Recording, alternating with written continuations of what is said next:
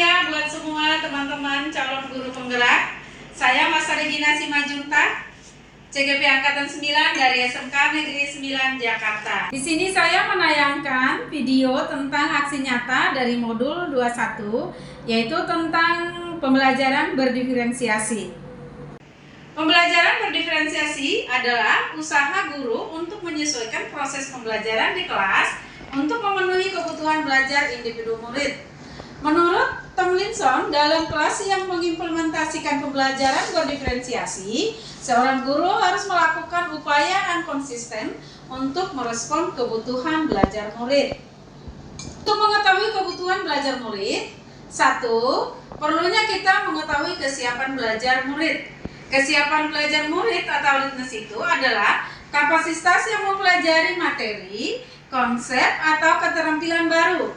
Sebuah tugas yang mempertimbangkan tingkat kesiapan murid akan membawa murid keluar dari zona nyaman mereka dan memberikan mereka tantangan, namun dengan lingkungan belajar yang tepat dan dukungan yang memadai, mereka tetap dapat menguasai materi atau keterampilan baru tersebut.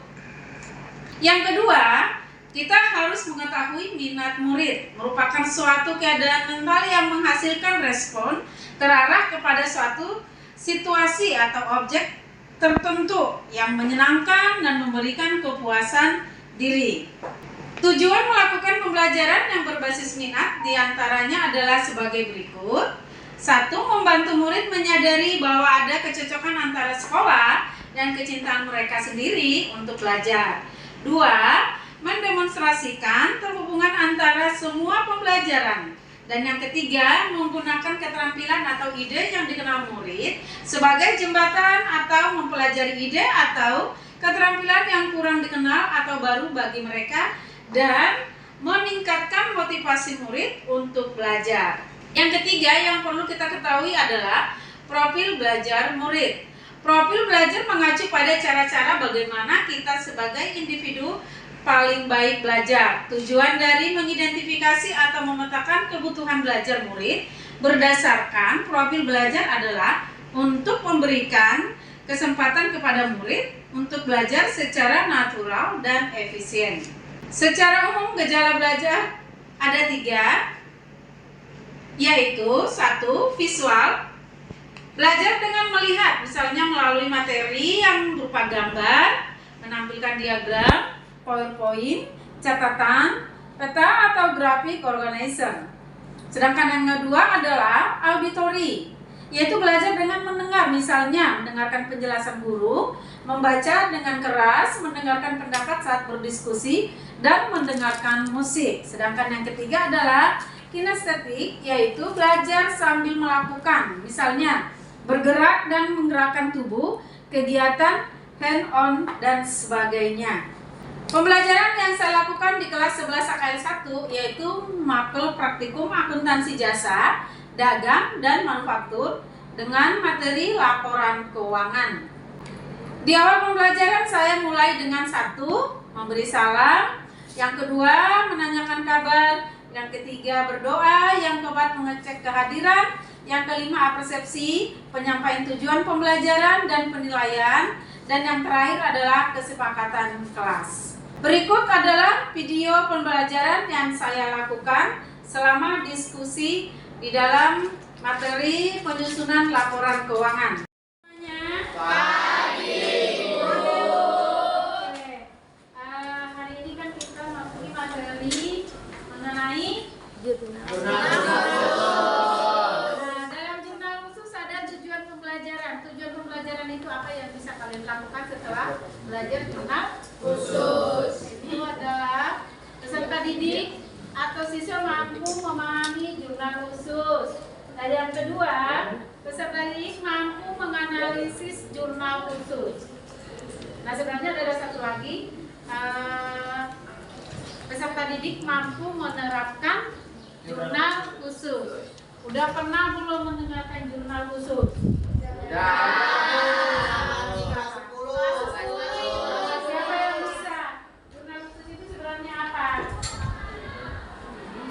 Ayo tunjuk tangan. Katanya tadi udah pernah di kelas 10 apa itu?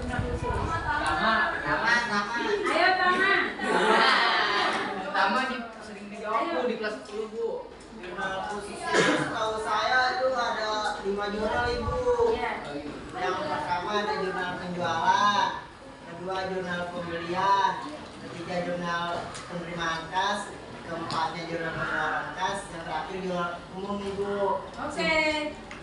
Masih ingat ya kelas 10 ada lagi nggak? Aman dong. Ayo Bu.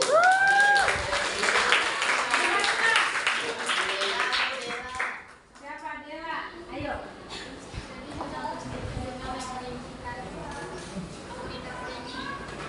Iya, lebih terperinci atau yang berulang-ulang. Ya, baru mau ngomong. Tapi kedengaran nggak sih nanti itu? Ibu bapak kita suara ya? Jurnal yang mencatat. Coba Bu, baca dulu lihat dulu. Sekarang kita membentuk keyakinan kelas atau kesepakatan kelas. Peraturan yang ada di kelas ini kita harus tetapkan bersama-sama karena setiap yang melanggar ketetapan atau keyakinan kelas kita akan ada konsekuensinya. Kesepakatan yang pertama tadi adalah tempat, waktu apa lagi? Ya.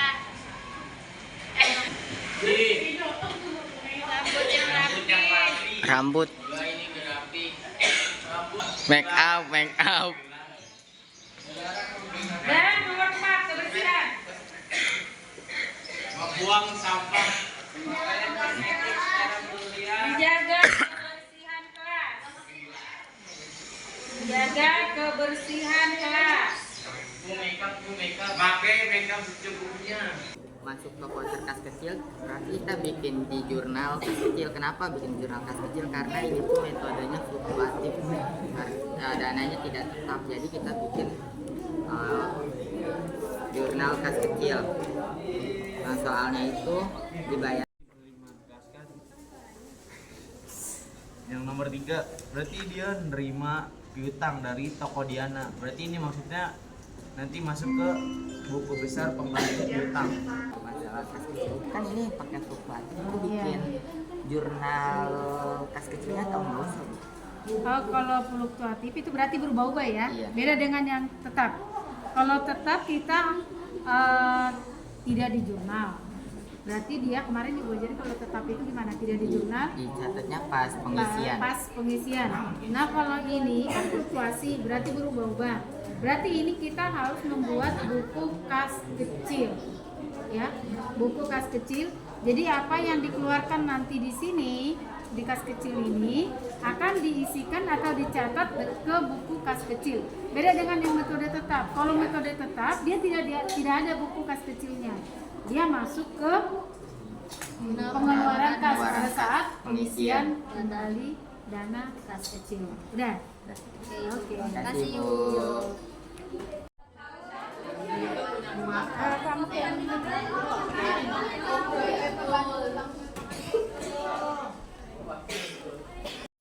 Assalamualaikum warahmatullahi wabarakatuh. Waalaikumsalam warahmatullahi wabarakatuh. Selamat pagi semuanya.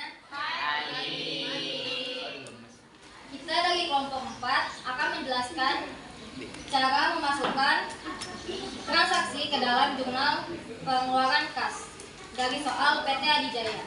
Sebelum memasuki presentasi kali ini, alangkah baiknya kita berkenalan terlebih dahulu. Nama saya Devi Nadia, saya Nurlaini, saya Dewi Nurlaini, dan ada satu teman kita yang sedang sakit, namanya Viola.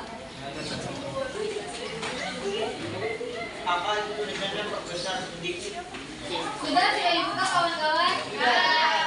Sudah dibuka, mari. Nomor 1 ada pembayaran gaji karyawan bulan November 2012 yang dibayarkan pada tanggal 3 Desember 2012 dengan nomor bukti BKK 101 sebesar 5 juta rupiah. Ya, itu kan tanggal, itu berarti 3 Desember. Lalu di nomornya itu di nomor bukti transaksi yang ini. Lalu ada deskripsinya itu pembayaran gaji karyawan bulan November 2012. Lalu ada nomor ceknya itu BP 12.001. Yang dari sini nomor ceknya. Lalu ada tabnya itu nanti diisi setelah mau dimasukkan ke buku besar. Di debitnya ada akun payable, terus ada underscore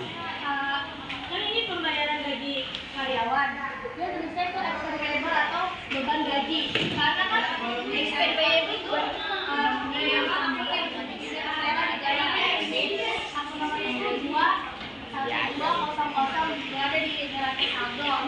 Kenapa 2? Karena dia utang. Semuanya itu 5 juta. Terus cash in bank, dia keluar karena tuh dia kan pembayaran gaji yang besar, jadi itu pembayaran gaji sebesar 5 juta. Lalu yang kedua tuh ada di tanggal 6. Masukin DP tanggal 6, lalu reference number-nya itu BKK 102. Layar tadi. Lalu tuh ada rekening PT Penamas. Lalu ada nomor cek DP 12002. Dan ada akun payable di sini. Apa aja itu akun payable? Karena dia pelunasan faktur. Dan casing B-nya sebesar 80 juta 300 karena dia peluang melunaskan. Ya. Setelah dipresentasikan, apakah ada yang... Assalamualaikum warahmatullahi wabarakatuh. Waalaikumsalam warahmatullahi wabarakatuh. Jadi statistik jurnal yang dicatat untuk penerimaan kas secara cepat.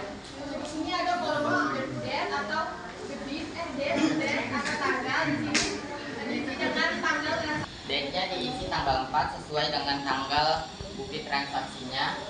Terus evidence number-nya itu nomor bukti transaksinya ya, bukan nomor ceknya. Baik. Saya tanggal 14. Nah, di tanggal 14 ini juga ada pelunasan faktur, yaitu keterangannya pelunasan faktur tertanggal 7 Desember. Cash in-nya itu sebesar 171.600.000 rupiah. Artinya adalah penjualan tunai. Terus jadi berkurang. Jadi taruhnya di sisi kredit sebesar 134.299.238 rupiah. Ini ada dokumen transaksi nomor 19. Ini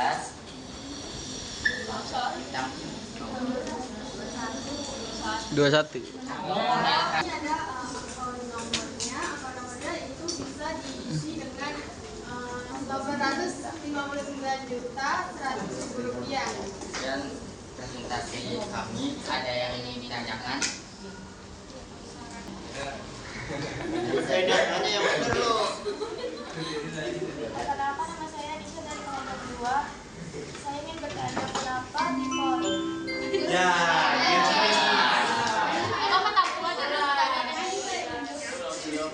Kenapa jurnal cash receipt jurnal ada kolom others? Baik. Dan fungsinya untuk Boleh apa? langsung jawab tuh. Kasih. Saya akan menjawab pertanyaan Tama. Oke. Dari kelompok berapa Tama tadi? Kelompok berapa Tama? Kelompok 7 ya. Oke, saya akan menjawab dari Tama kelompok 7. Nah, Tama kan menanya jika ada biaya angkutnya, kan di sini belum ada. Nah, agar balance-nya gimana di debitnya? Nah, misalkan gini Tam, di berikutnya kita adain ya, misalkan ya, seadanya. Tidak, kita ada 100 nih. Nah, bakalan kita tambahin ke akun piutangnya yang di debit. Kenapa di debit? Karena kan kita nggak mungkin dong masukin ke kolom yang CLGS dan MI. Kan kalau CLGS sama MI cuma buat tentang persediaan. Ya. Nah, misalkan ini ada 100, nah di sini jadinya dong 195.900.000 karena ada biaya angkutnya. Saya paham sama? paham dong. Oke, Oke, makasih ya. Oke, jadi itu ya tadi udah dijelasin. Ada lagi nggak tadi yang belum dijawab pertanyaannya? Masih satu lagi ya?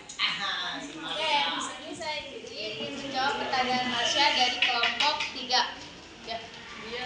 Nah, di sini dia tanya kenapa setiap jurnal khusus ada rekapitulasinya.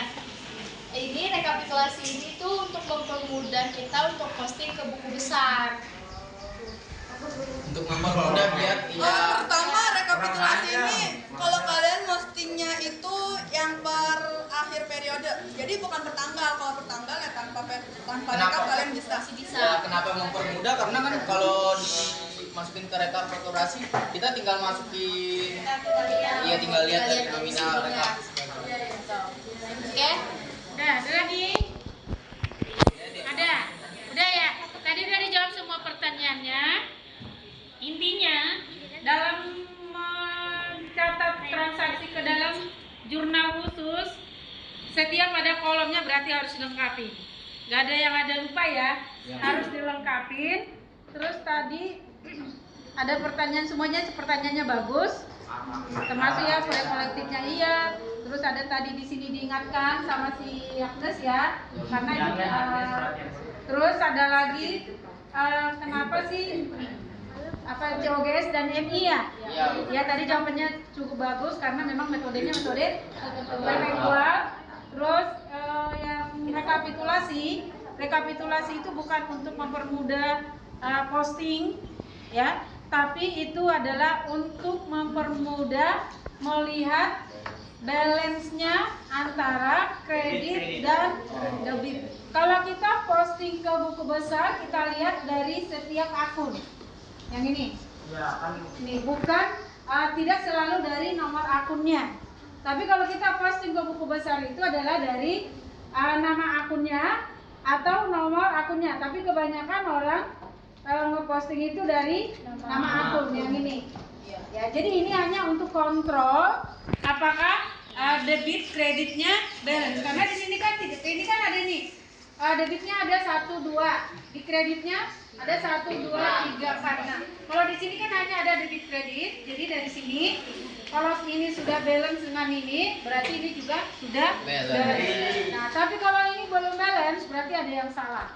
Oke, Ibu. Oke, itu ya. Terima kasih, Ibu. Oke.